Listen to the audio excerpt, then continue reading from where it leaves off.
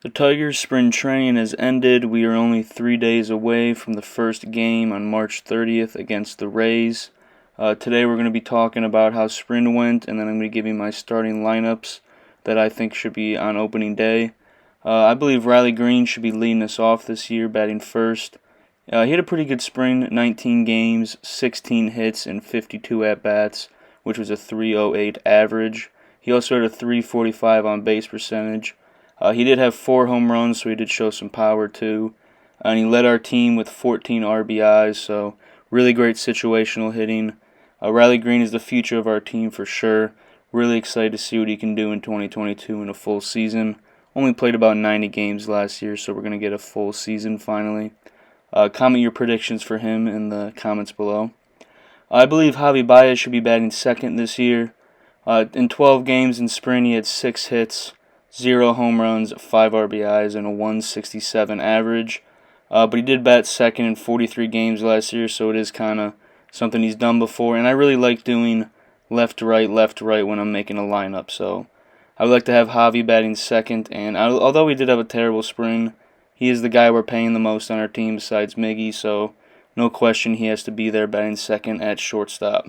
Batting third, I have Nick Maton. He had a great spring. He batted .313, led our team with 5 home runs, had 8 RBIs, and had a .400 on-base percentage. I want him batting third this year at third base because I feel like he has one of our best on-base percentages on our team. We really don't have a lot of guys that can walk a lot, and I like to see the guys at the top of the lineup getting on base, whether it's by hits or walks. He has a career .330 on-base percentage, which isn't really that great, but we don't really have many guys that have too high of a career OBP, so I'd like to see Maton at third. That also keeps the left going. At fourth here, I have Eric Hosp as our catcher. He had a really great sprint as well, batted .273 with 3 home runs, 9 RBIs, and a .283 on-base percentage.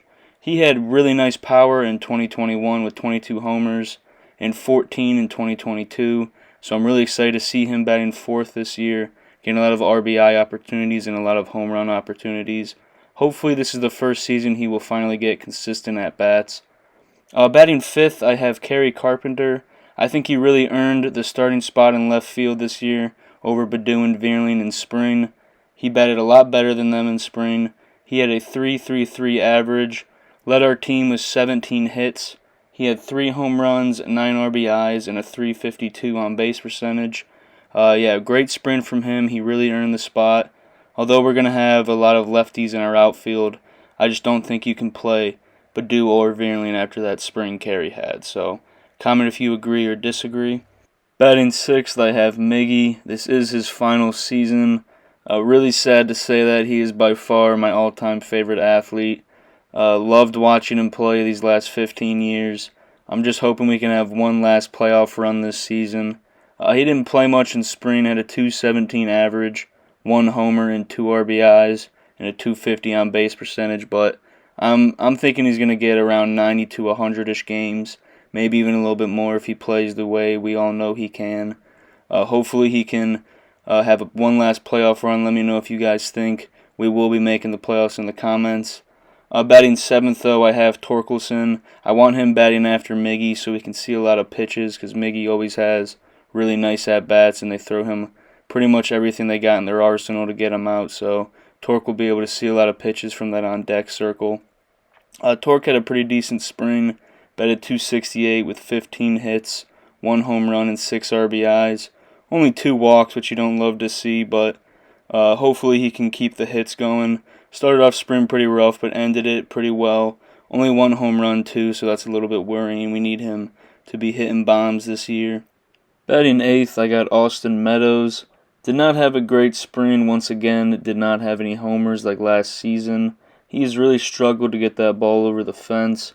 He had a .240 average, 12 hits, 0 homers, but 8 RBIs. He's going to get the start for a good amount of time at the beginning of the year, but if he's struggling again or doesn't have homers, I could see him being sent down for possibly his brother or somebody else down there in the minors who's performing well. I do think he can play well if he can just get his head right and start getting the hits that we all know he can get. He had 33 homers, I believe, in one season with the Rays, so he can definitely show power, but he just has not been able to do it so far in a Tigers jersey. That's why I have him so far down in the lineup. Batting ninth, I have Jonathan Schoop. He does have elite defense, so he does need to be in the team unless his hitting is like last year. But after 2022, that historically bad season, I can't see him being anything but ninth.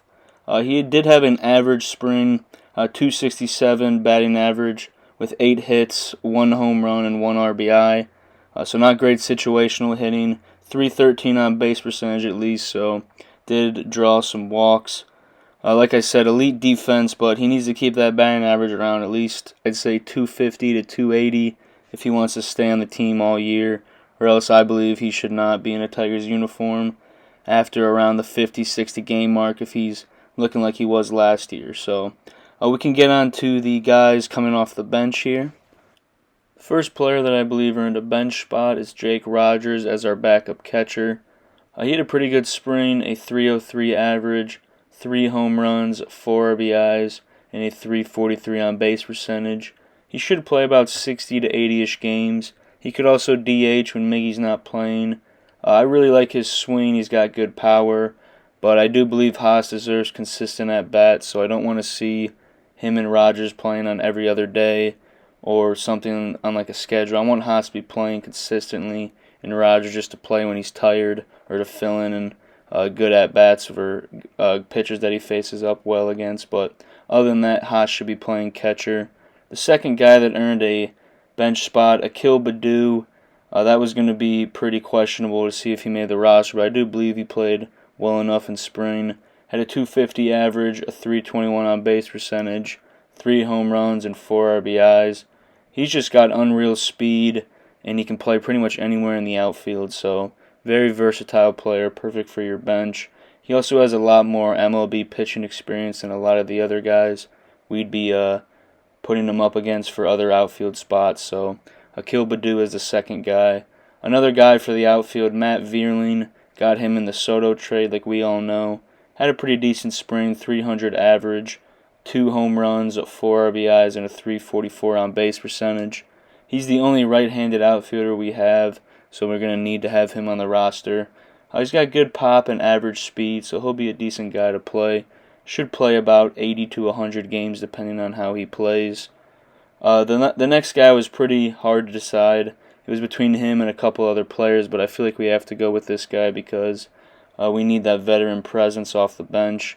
Cesar Hernandez, I believe, will get the 13th and final spot.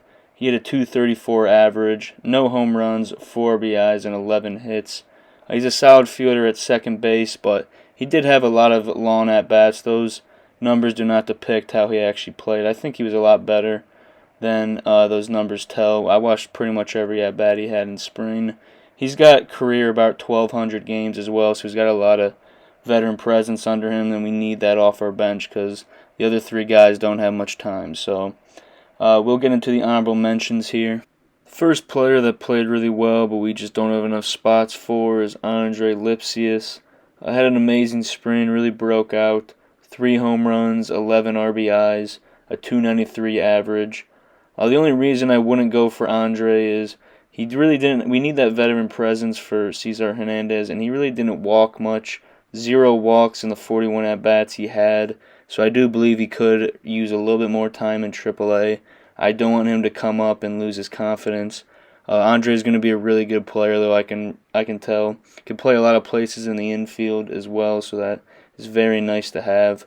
Hopefully he can play maybe 50, 60 games in AAA and then come up around mid-season. That would be ideal. Only played about 30 games, I believe, in AAA so far, so a little more time under his belt could really help. The next player that really broke out this spring was Parker Meadows.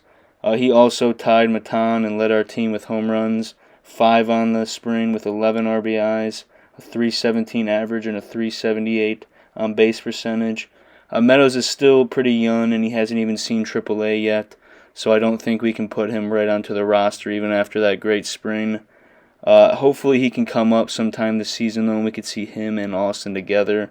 But really impressed with him, but I would like to see him at the AAA level at least until we bring him up to the majors. But I'm very excited for the season to start tomorrow. I'll be doing the starting 5 in the bullpen. So leave your comments on anything I talked about today, and give your lineups as well. Would love to hear your guys' thoughts on my lineup and to talk about your lineups as well. So I'll see you guys tomorrow for the pitching.